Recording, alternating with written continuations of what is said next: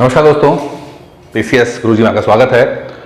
25 और 26 नवंबर का current affairs लेकर हम हाजिर हुए हैं। सबसे पहले सभी उन लोगों को गुड मॉर्निंग जो सुबह सुबह 6-7 बजे ये वीडियो देख रहे हैं, और जो लोग दोपहर में देख रहे हैं वो मुझे गुड आफ्टरनून बोल सकते हैं, और जो सुबह देख रहे हैं गुड मॉर्निंग बोल दीजिएगा। मुझे पता लगेगा कि कौन कौन जो है वो सुबह सुबह वीडियो देखता है। बाकी जो शाम को देखते हैं या और लेट नाइट देखते हैं अपने जो शेड्यूल के हिसाब से, तो वो भी अपने हिसाब से गुड इवनिंग गुड नाइट कुछ भी कह सकते हैं। मुझे बस पता लगना चाहिए कि आप लोग कौन कौन है वो जो सिंसियर हैं, जो पीसीएस को एग्जाम को क्रैक करने को लेकर बहुत शिद्दत से मेहनत कर रहे हैं, सिंसियर हैं, ईमानदार हैं।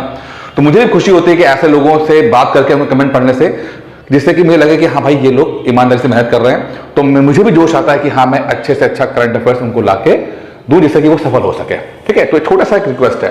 बाकी स्टार्ट करने से पहले दोस्तों एक छोटी सी इंफॉर्मेशन आपको दूंगा मैं, जिससे ये तो खैर आज पढ़ेंगे पूरा हम, लेकिन आज आपको मैं एक चीज बताता हूं आपको मैं। देखिए, पीसीएस बनना किस्मत का खेल नहीं है। पीसीएस बनना किस्मत का खेल नहीं है। अगर आपको लगता है कि अब एग्जाम देने जाओगे और किस्मत की देवी आप पे प्रसन्न रही तो आप पीसीएस बन जाओगे, तो ऐसा कुछ होता नहीं है। पीसीएस बिल्कुल मैथमेटिक्स की तरह है। जिस तरह 2 + 2 = 4 होते हैं, ठीक है, उसी तरह से आपका भी जो तैयारी है इस तरह से मैथमेटिकली होनी चाहिए जो रिजल्ट दे पाए।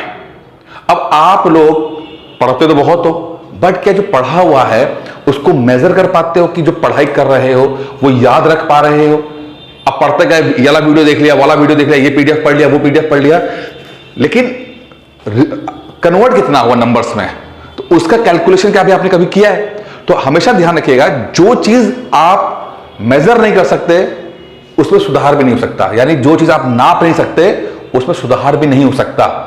तो आप जब भी पढ़ो कोशिश करो कि टेस्ट देते रहो, जिससे कि आपको पता लग सके कि हाँ भाई मैंने इतना पढ़ा है, और अगर मैं टेस्ट दिया है तो मुझमें अब इस लेवल की पढ़ाई हो गई है, मुझे और सुधार करना है, 5 नंबर का सुधार करना है, 10 नंबर का सुधार करना है, जो आपको एक सही डायरेक्शन देगा।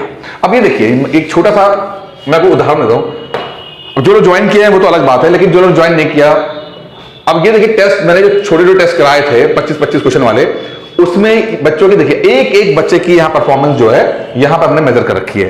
ठीक है, एक बच्चे की। अब एक लोगों को हम ध्यान से देखते हैं वो कितने नंबर लेगा। अब जैसे ये है, इन्होंने जबरदस्ती पूरा टेस्ट नहीं कंप्लीट नहीं किया, नंबर यहां पे गड़बड़ हो गया उनका। लेकिन बाकी लोग देखिए, अब इससे हमें पता लगता है कि इनकी कितनी तैयारी हो रही है, किस डायरेक्शन में जा रहे हैं, उन्हें क्या और इनपुट देना है, क्या सुधार करना है। तो इससे इनको भी पता लगता है, हमें ऐसा कोचिंग पता लगता है कि जो है किस डायरेक्शन में इनको मेहनत करानी है। तो आप लोग भी कुछ ऐसा बनाइए अपने लिए, टेस्ट देते रहिए, जिससे कि आपकी प्रिपरेशन जो है सही डायरेक्शन में हो। फिलहाल इसके लिए देखिए एक टेस्ट सीरीज हमने जो किया है यूपी पीसीएस प्री के लिए, एक टेस्ट सीरीज जो है लॉन्च की हुई है। इसमें लगभग 150 टेस्ट है, और देखिए आज नवंबर चल रहा है और जून में आपका प्री का पेपर होगा। समझिए 7 महीने का पूरा ये है, 150 टेस्ट 7 महीने में कवर कराना है, एक टॉपिक कवर कराया जाएगा, जिससे कि पूरी प्रिपरेशन हो सके। साथ में आपका करंट अफेयर्स भी होता है और आपका फुल लेंथ पेपर भी हो जाता है, जिससे कि पूरी प्रिपरेशन, होलिस्टिक प्रिपरेशन आपकी हो सके। और 2 चीज रखिए, एक 2499 का रखा हुआ है, जिसके अंदर ये जो जिससे मैंने बनाया ना, ऊपर दिखाया था आपको मैंने नंबर, तो हम लोग एक उसको मॉनिटर करते हैं। जो टेस्ट नहीं देता उसको कॉल करके बोलते हैं कि हाँ भैया टेस्ट दो, तो वो 100% गारंटी वाला है। और एक छोटा वाला भी है जिसमें आपको टेस्ट दिए जाएंगे बट आपको कॉल नहीं की जाएगी।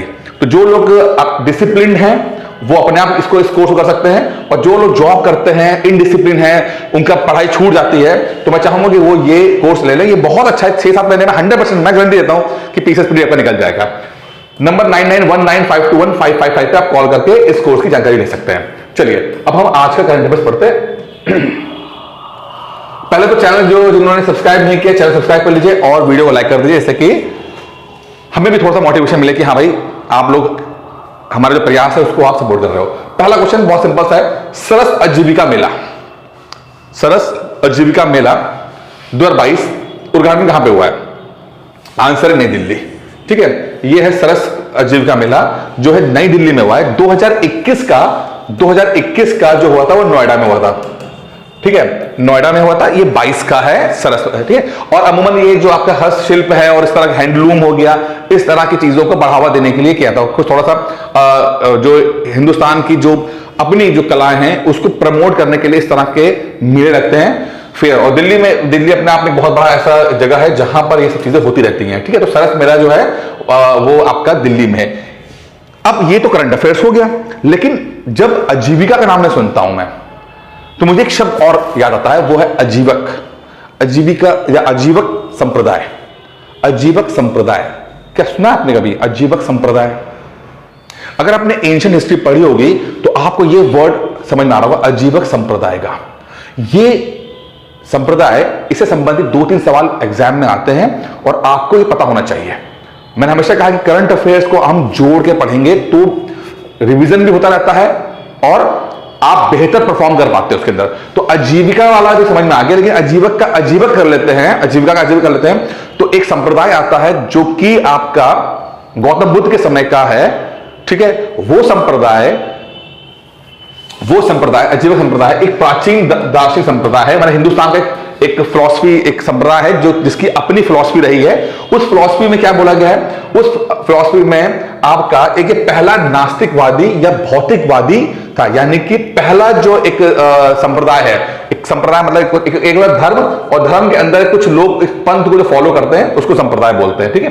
तो आजीवक संप्रदाय जो है ये बहुत पुराना संप्रदाय है, गौतम बुद्ध और महावीर के टाइम का संप्रदाय है, ठीक है। और इसके अंदर इसकी जो स्थापना की थी मखाली घोषाल ने की थी। मखाली घोषाल बहुत एग्जाम में आता, कई बार पूछा गया है कि आजीवक किसने स्टार्ट किया था, मखाली घोषाल ने इसका स्टार्ट किया था। और ये नास्तिकवादी भौतिकवादी है।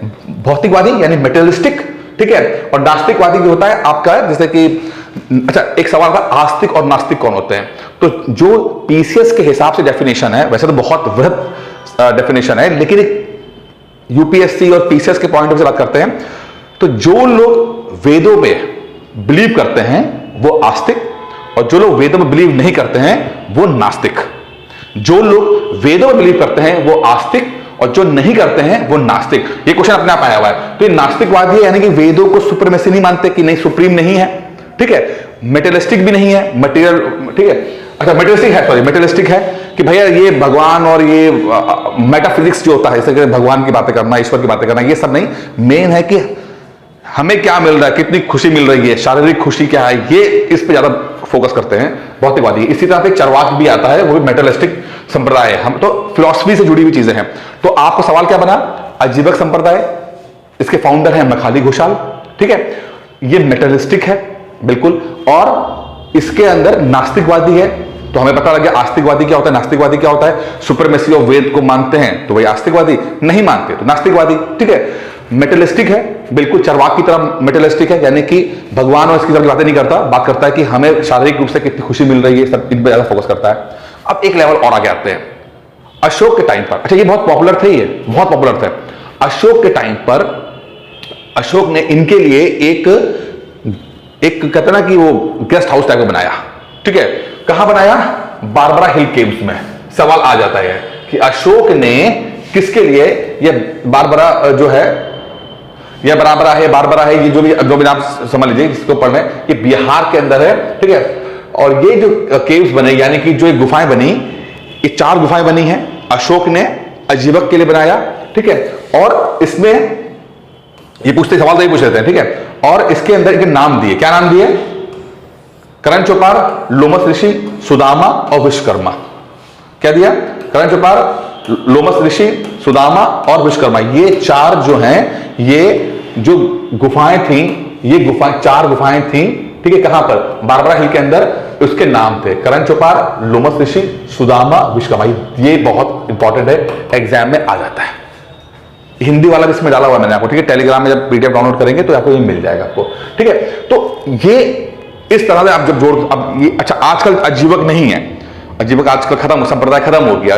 इसीलिए कोई भी संप्रदाय आज अगर बहुत पॉपुलर भी है तो संभवतः ऐसा भी हो सकता है कि वो कल ना रहे। ऐसे बहुत सारे धर्म, संप्रदाय, पंथ आए जो बहुत पॉपुलर रहे एक समय पर, लेकिन समय के साथ खो गए।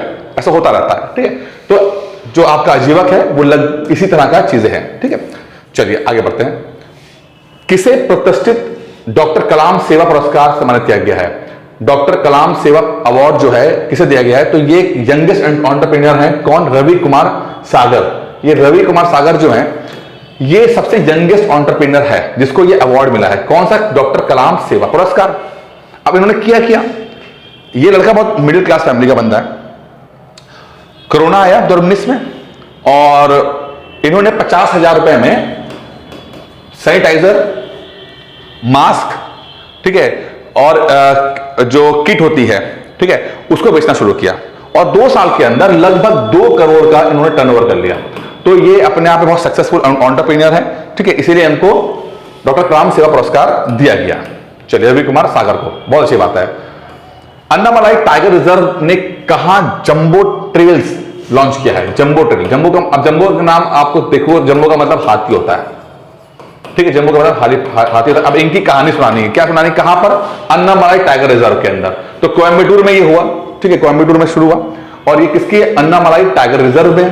अब टाइगर रिजर्व कई तरह के हैं, लगभग 500 से ऊपर टाइगर रिजर्व है हमारे और हमें याद रखना है कि मेन मुख्य तो टाइगर रिजर्व याद रखना ही है। जैसे कि यहां हम बात करते हैं टाइगर रिजर्व की, मैं बात करता हूं तो देखिए ये मुख्य टाइगर रिजर्व आपको दिखाई दे रहे हैं, ठीक है, जो हम बात कर रहे हैं ये है टाइगर रिजर्व, ये अन्नामलाई टाइगर रिजर्व है तमिलनाडु के अंदर, ठीक है। तो ये याद करना है, लेकिन कुछ हमें और भी याद करना है, मुख्य हमें याद करना है, जैसे कि हमें पता लग जाए कि क्योंकि मैच द फॉलोइंग सवाल आ जाते हैं कि आपको टाइगर रिजर्व पूछ लेगा, टाइगर, ठीक है, और कहेगा कि किस स्टेट में है। टाइगर रिजर्व और स्टेट के बीच में सवाल आपसे पूछ लेगा, तो मैंने ये आपको दे दिया है जिससे कि आपको याद रहेगा। एक और ऐसे आगे थोड़ा सा लेके चलते हैं, जैसे कि आपका यूपी की बात करते हैं, तो यूपी में देखिए आप जो टाइगर रिजर्व है, एक है राजा जी हो गया, जिम कॉर्बेट, ये तो उत्तराखंड में हो गया राजा जी, ठीक है, जिम कॉर्बेट उत्तराखंड में, पीलीभीत यूपी में है, तदुआ आपका यूपी के अंदर है। तो ऐसे आपको और भी टाइगर रिजर्व जो हैं वो याद रखने हैं, ठीक है, जिससे कि अब आजकल एक ये जो मध्य प्रदेश है इससे बहुत सारे आपको पूछे आते हैं। तो कान्हा है जो उसके अंदर आपका जो टाइगर नहीं, चीता भेजे मोदी जी ने डाले थे, तो वो चीता वाला जो है वो कान्हा में आया है, ठीक है। इस तरह से ये सब याद कर लीजिएगा, जितने भी हैं याद कर लीजिएगा। अब यहां पर इन्होंने क्या किया है, इन्होंने ये बोला है कि जो लोग ये अन्नामलाई टाइगर रिजर्व में आते हैं, ठीक है, तो उन विजिटर्स को एजुकेट करने के लिए कि भाई ऐसा यहां मत जाओ, वहां मत जाओ, हाथी जो है वो बहुत, हाथी और इंसान साथ में मिलकर रह सकें, इसलिए इन लोगों को आराम से एजुकेट किया जाता है कि जो ट्राइबल्स रह रहे हैं, हिल्स में ट्राइबल रह रहे हैं और जो पेड़ पौधे हैं, जानवर हैं, तो उनके साथ कैसे कंपैटिबिलिटी बनाए, इस तरह का प्रोग्राम जो है वो अन्नामलाई टाइगर रिजर्व में हुआ, जो कि तमिलनाडु के अंदर है। चलिए ये पढ़ लीजिए, बहुत अच्छा फोटो है, पढ़ लीजिएगा आराम से इसको। हाल में जारी जलवायु परिवर्तन प्रदर्शन सूचकांक 2022 में भारत कौन सा स्थान रहा? ये तो पता ही, मैंने समझाया था, ये 8वें स्थान पे हिंदुस्तान रहा था। भारतीय वायुसेना ने एयर फेस्ट 2022 का आयोजन कहां किया है? तो इंडियन एयरफोर्स जो है ऑर्गेनाइज किया है एयर फेस्ट, जो कहां किया है, वो हर साल होता है, वो नागपुर के अंदर होता है। नागपुर के अंदर हर साल ये है एनुअल एयर फेस्ट 2022 जो है वो नागपुर के अंदर होता है। इसमें जहाज करतब दिखाते हैं और नए जहाज की प्रदर्शनी भी होती है। तो एक तरह का जैसे मेला, अभी हमने सरस मेला देखा, आजीविका मेला, उस तरह से ये एयर फेस्ट है, यहाँ पे बड़े लोग के शौक पूरे होते हैं। कतर ने किस देश के साथ दुनिया की सबसे लंबी गैस आपूर्ति डील की है? अब ये एक अच्छा क्वेश्चन है। कतर फुटबॉल के लिए तो है ही है, आजकल चल रहा है, लेकिन कतर जो है वो उसने एक डील की है गैस आपूर्ति की, गैस आपूर्ति की डील की है, किसके साथ की है? वो की है चाइना के साथ। यानी कि कतर से चाइना जो है वो पाइपलाइन जाएगा ऐसे करके, ठीक है, पाइपलाइन जाएगा, ये मान लो ये आपका कतर हो गया, ठीक है, और ये आपका चाइना हो गया, तो जो है ये पाइपलाइन लग जाने से गैस जाएगी। अब ये जब पाइपलाइन होती है, ये सबसे लंबी पाइपलाइन तो हो गई है। अब पाइपलाइन से फायदा क्या होता है कि पाइपलाइन बिछाने में थोड़ा सा खर्चा आता है, बट एक बार पाइपलाइन बिछ जाती है तो उसकी कॉस्टिंग बहुत कम हो जाती है, बहुत कम हो जाती है। तो अपना जो देश का भी जो है तापी प्रोजेक्ट जो है, जो कि हमेशा लड़ता रहता है, तो तुर्कमेनिस्तान, अफगानिस्तान, पाकिस्तान, इंडिया वाला तापी प्रोजेक्ट जो है वो हो नहीं पा रहा है, क्योंकि पाकिस्तान का मसला रहता है कि अगर हम पाइपलाइन बिछाते, पता लगा युद्ध हुआ और पाकिस्तान जो है उस पाइपलाइन को बंद कर दे, जो कि भाई युद्ध में सब कुछ जायज है, ठीक है। तो ये आपको याद रखना है कि चीन के साथ कतर ने किया हुआ है। लेकिन एक सवाल जो मुझे अभी मैं डिस्कस करने के मूड में आपसे हूं, वैसे तो बहुत कुछ डिस्कस कर सकते हैं, पाइपलाइन जैसे तापी के बारे में डिस्कस किया, या इंडिया की सबसे लंबी पाइपलाइन कौन सी है, ये सब तो एग्जाम में आएगा। लेकिन एक साइंस से जुड़ा हुआ सवाल मुझे आपसे डिस्कस करना पड़ेगा कि देखिए Qatar China sign world's longest gas supply deal, ठीक है, ये तो आप इसे पढ़ लीजिएगा, कोई दिक्कत। लेकिन मैं यहां पर ये डिस्कस कर रहा मुझे डिस्कस ये करना है, ये साइंस का सब्जेक्ट है, साइंस का है, ठीक है। आपका एलएनजी सुना होगा, एलपीजी सुना होगा, नेचुरल गैस सीएनजी सुना होगा, सीएनजी सुना होगा। अब एलएनजी, एलपीजी और सीएनजी, इन तीनों में फर्क क्या है? नाम सुने आपने? एलपीजी आपके घर के अंदर आती है। एलपीजी का फुल फॉर्म होता है liquefied petroleum gas, liquefied petroleum gas. और एलएनजी का है लिक्विफाइड नेचुरल गैस। अलग अलग है, लिक्विफाइड पेट्रोलियम गैस और एक है लिक्विफाइड नेचुरल गैस। और सीएनजी कॉम्प्रेस्ड नेचुरल गैस। नाम तीनों का अलग है, नाम अलग होने से काम भी अलग है।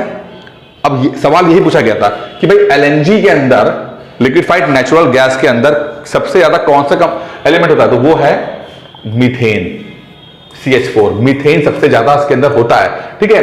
और ये जो है -161 डिग्री सेंटीग्रेड के अंदर, हाई प्रेशर के अंदर इसको रखा जाता है। तो इस -161 डिग्री सेंटीग्रेड के अंदर इसको करते हैं, तो गैस जो है इतने प्रेशर के साथ उसको डालते हैं कि वो लिक्विड में कन्वर्ट हो जाती है। गैस को इतने प्रेशर के साथ स्टोर किया जाता है कि वो लिक्विड में कन्वर्ट हो जाती है। और कितना टेम्परेचर, कितना है? -161 डिग्री सेंटीग्रेड। तो एलएनजी का काम थोड़ा अलग हो जाता है। कुछ ऐसा ही एलपीजी में है, बट एलपीजी में प्रोपेन आपको मिलता है। मीथेन, प्रोपेन, बुटेन जो होता है, मीथेन, प्रोपेन, बुटेन। तो यहां पर प्रोपेन है, समझिएगा, क्वेश्चन यही आया था। एलएनजी में, लिक्विफाइड नेचुरल गैस के अंदर मीथेन ज्यादा है, एलपीजी में प्रोपेन ज्यादा है। सवाल ये पूछा गया था, बहुत इंपॉर्टेंट है, प्रोपेन ज्यादा है, ठीक है। और इसको जब स्टोर करते हैं, ठीक है, तो बहुत मॉडेस्ट प्रेशर में करते हैं, कि इतना करते हैं कि बस हो जाए। क्योंकि बहुत प्रेशर में डालने से, हम जो घरों के अंदर सिलेंडर इस्तेमाल करते हैं, अगर बहुत प्रेशर में पता थोड़ा सा लीक हुआ तो बहुत मात्रा में गैस निकलेगी और फिर बड़ा विस्फोट होने की संभावना है। तो डोमेस्टिक यूज के लिए हम थोड़ा प्रेशर इस्तेमाल करते हैं कि थोड़ा, लेकिन इतना होता है कि सिलेंडर फट जाने से लोग मारे जाते हैं या बहुत नुकसान भी होता है। लेकिन अगर समझिए कि एलएनजी के बराबर हमने इतना ज्यादा स्टोर कर दिया, तो पता नहीं अगर विस्फोट हो गया तो क्या होगा, क्योंकि आम पब्लिक इस्तेमाल अपने तरीके से करती है। तो इसके अंदर प्रोपेन है। नेचुरल गैस, सीएनजी जो गाड़ियों में लगती है, सीएनजी, उसके अंदर भी मीथेन होती है, ठीक है। उसके अंदर भी जो है वो कॉम्प्रेस्ड नेचुरल गैस होती है, मीथेन। तो मकसद क्या है? सीएनजी थोड़ा सा कम नेचुरल गैस होती है, जिसके अंदर मीथेन है, वो थोड़ा कम प्रेशर में जाती है। एलएनजी बहुत प्रेशर के अंदर स्टोर करता है। एलपीजी के अंदर प्रोपेन है और वो भी थोड़े से मॉडेस्ट में करती है। तो ये इस तरह के सवाल एग्जाम में आते हैं, आपको इस तरह से पढ़ना पड़ेगा। पाइपलाइन के बारे में पढ़ेंगे तो ज्योग्राफी आपकी आ जाएगी। अगर मैं इसको एक लेवल और लेके जाऊं तो जियोपॉलिटिक्स की बात करते हैं, तो वहां पे और कुछ चीजें पूछ लेती हैं, ठीक है, कि भाई कतर से जा रहा है, तो अगर मैं और पूछूं तो कतर का जो इलाका है उसके आसपास की ज्योग्राफी कैसी है, वहां पे कौन से समुद्र हैं, वहां कौन से गल्फ हैं, कौन से स्ट्रेट हैं, आ सकता है, ठीक है। साइंस से पूछेंगे तो ये पूछ सकते हैं आपसे। इंडियन ज्योग्राफी की बात करते हैं तो हिंदुस्तान में कौन सी पाइपलाइन सबसे बड़ी है। इस तरह जब आप पढ़ते हो तो एग्जाम क्रैक होते हैं साहब। ऐसे नहीं कि बस पढ़े जा रहे हैं।